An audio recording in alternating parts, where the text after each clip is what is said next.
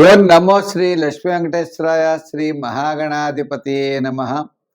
కరారవిందేన పదారవిందం ముఖారవిందే వినివేశయంతం వటస్య పుత్రస్య పుటేశయానం బలం ముకుందం మనసా స్మరామి.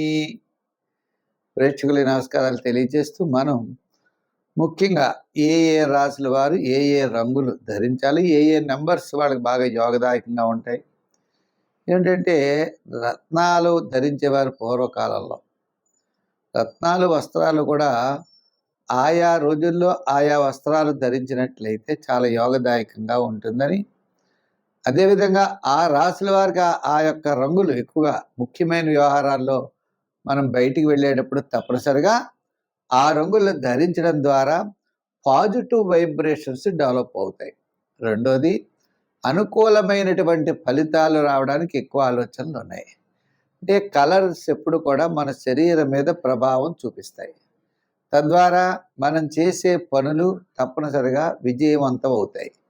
అదే అనుకోనటువంటి కలర్స్ మనం ధరిస్తే, వ్యతిరేకమైన కలర్స్ ధరిస్తే మన ఆలోచనలు వ్యతిరేకమైన భావాలతో ఉండడం ద్వారా మనం విజయాన్ని పొందలేకపోతాం.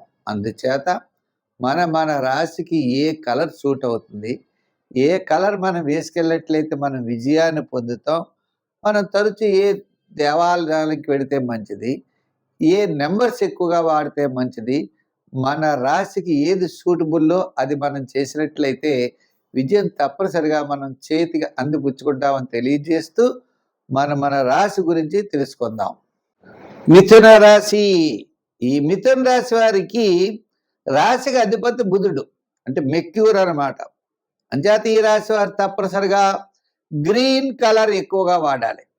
గ్రీన్ తర్వాత వైట్ కలర్, తెలుపు. తర్వాత వాడేది ఏంటి అంటే మరి green, white, light blue colour కూడా వీళ్ళు వాడవచ్చు. ఈ 3 కలర్స్ బాగా యోగిస్తాయి వీళ్ళకి.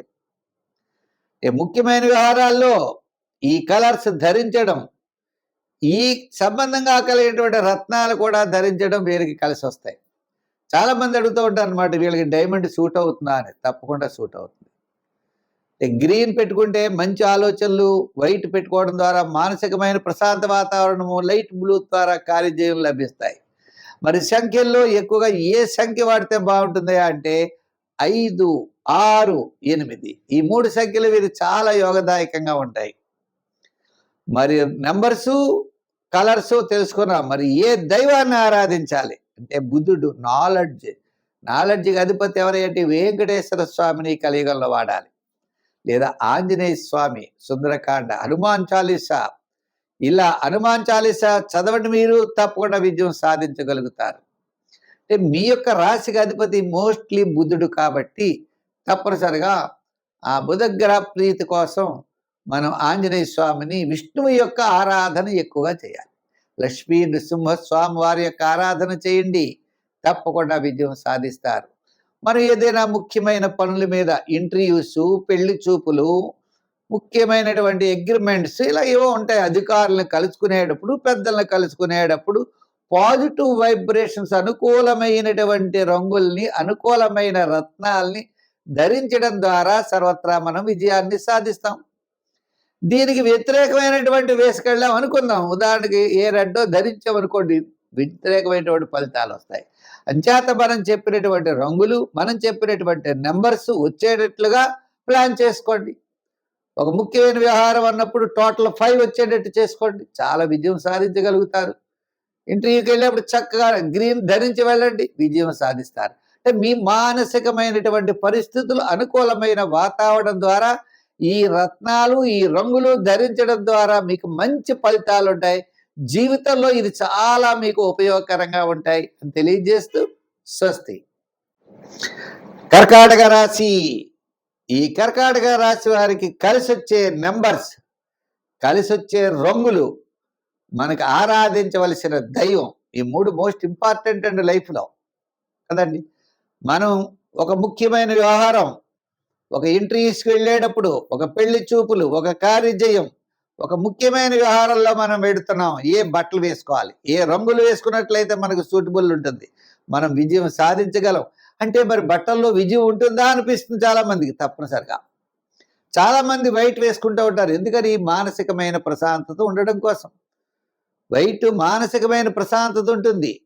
మన మైండ్కి వెర్రి ఆలోచనలు రానివ్వకుండా చేస్తున్నట్టు వైట్ కలర్. కానీ ఈ కర్కాటక రాశి వారికి పనిచేసే కలర్ ఏమిటి అంటే వైట్, తెలుపు రంగు వీళ్ళకి చాలా బ్రహ్మాండంగా పనిచేస్తుంది. తెలుపు తర్వాత రూబీ కలర్ అత్యద్భుతంగా ఉంటుంది. తర్వాత బంగారపు రంగులు చాలా బాగుంటాయి. అంటే బిస్కట్ రంగు, గోల్డ్ రంగు, ఇటువంటివన్నీ రంగులు చాలా యోగదాయకంగా ఉంటాయట. అంచేత తెలుపు, రూబీ, గోల్డ్ కలర్లు ఎక్కువగా మీరు ధరించాలి. మరి నెంబర్ 2 చాలా ఇంపార్టెంట్. ఎందుకంటే రాశికి అధిపతి చంద్రుడు, మూన్కి ఎవరయ్యా సంఖ్య అంటే 2వ నెంబర్ చాలా మంచిది. మరి 2 తర్వాత టోటల్ మరి 3 రావచ్చు, 7 రావచ్చు, 9 రావచ్చు, వీళ్ళకి 1 కూడా రావచ్చు. ఇటువంటి సంఖ్యలను వాడాలి. అంటే 1, 2, 3 అలాగే 7, 9 ఈ సంఖ్యల్ని ఎక్కువగా మీరు వాడుతూ ఉండాలి. మరి ఆరాధించవలసిన దైవం ఎవరయ్యా అంటే మరి మూన్ కదండి అధిపతి. మూన్ ఎవరు నెత్తి మీద ఉంటాడు? శంకరుడు శిరస్సును ధరిస్తాడు, చంద్రశేఖరుడు. అంచేత శివారాధన ఎక్కువ చేయాలి. ఏ రోజు అంటే సోమవారం శివారాధన చేస్తూ ఉంటే తప్పకుండా విజయం సాధించగలుగుతారు. మనం చెప్పిన రంగుల ద్వారా మనం చెప్పిన సంఖ్యలు టోటల్ సంఖ్య వచ్చేటట్లుగా చూసుకుంటూ మనం చెప్పిన శివారాధన కనుక చేసినట్లయితే వీళ్ళు పాజిటివ్ వైబ్రేషన్స్ చాలా బాగా పెరుగుతాయి. తద్వారా విజయం సాధించగలుగుతారు. సర్వత్రా వీళ్ళు వెడితే చాలు విజయం తప్పనిసరిగా లభిస్తుంది. లేదా మానసికమైన ఒత్తిడికి లోనవ్వడానికి అవకాశాలు ఉంటాయి. అటువంటి వాటి నుంచి బయటపడాలి అంటే తప్పనిసరిగా మనం చెప్పిన రంగులు ధరించి మీరు ముందుకు వెళ్ళండి. ధైర్యంగా పాజిటివ్ వైబ్రేషన్స్ అన్ని బయలుదేరతాయి. తప్పనిసరిగా మీరు విజయాన్ని పొందగలుగుతారు. స్వస్తి. సింహరాశి. మరి ఈ సింహరాశి వారికి అధిపతి ఎవరయ్యా అంటే సన్, సూర్య భగవానుడు. వీరికి నెంబర్ 1 ఎక్కువగా వాడాలి. తర్వాత 3, 4, 7, 9 ఈ టోటల్ వచ్చేటట్లుగా ఈ నంబర్స్ కానీ ఈ నంబర్స్ సంఖ్యలు కనుక వాడినట్లయితే సర్వత్రా విజయం తప్పనిసరిగా సాధిస్తారు. ఇంకా రెండవది రంగులు. వీరు ధరించవలసిన రంగుల్లో ఎక్కువగా రూబీ, ఎరుపు రంగు వాడాలి. ఎరుపు రంగు తర్వాత చంద్రుడు అన్నమాట, మూన్, వైట్ కలర్ వాడాలి. తర్వాత జూపిటర్, గురుడి యొక్క బలం వేరుకుంది. అంచేత గురుడి యొక్క బలం అంటే గోల్డ్ కలర్, బంగారపు రంగులు వాడాలి. అంటే తెలుపు, ఎరుపు, గోల్డ్ కలర్ ధరించడం ద్వారా సర్వత్రా వీరు విజయాన్ని సాధించగలుగుతారు. వీళ్ళు పాజిటివ్ వైబ్రేషన్స్ పెరుగుతాయి.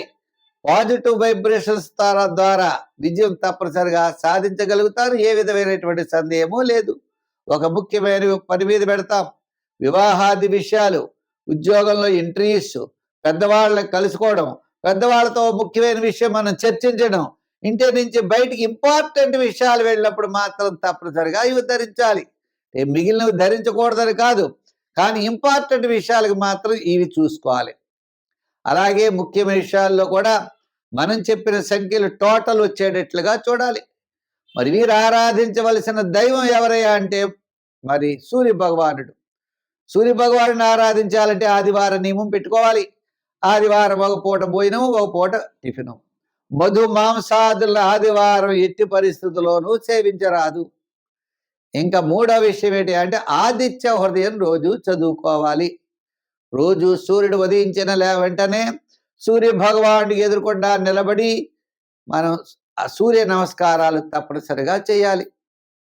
ఈ విధంగా సూర్య ఆరాధన ద్వారా విల్ పవర్ పెరిగి, రాశికి అధిపతి ఎవరయ్యా అంటే మరి సూర్య భగవానుడు.